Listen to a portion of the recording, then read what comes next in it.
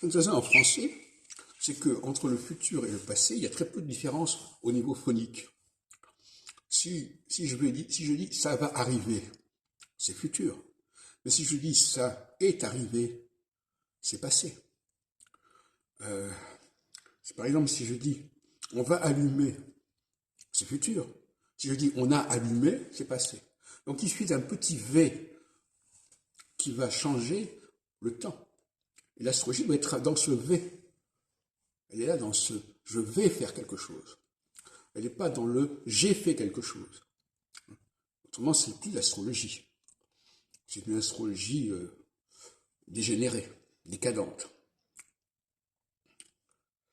Donc, l'astrologie doit être toujours dans ce qui est au début des choses, au commencement des choses, en tête des choses, à l'origine des choses. Elle n'est pas là pour justifier des comportements a posteriori. Cela dit, comme on sait, il y a l'équinoxialité et la solsticialité. L'équinoxialité, c'est le véritable temps de l'astrologie. La solsticialité, c'est une astrologie qui est entre parenthèses. C'est-à-dire que l'astrologie doit prévoir aussi sa nuit. La solsticialité, c'est la nocturne.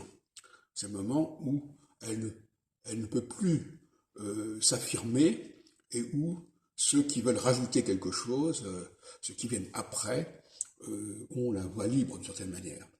Mais n'oublions jamais que en phase solsticiale se prépare déjà la phase équinoxiale suivante, et en phase équinoxiale se met en place déjà la phase solsticiale suivante.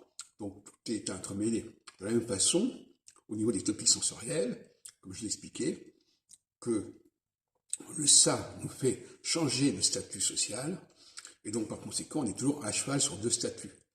Le surmoi nous amène au-dessus de notre statut social, et le ça nous amène en dessous du statut social.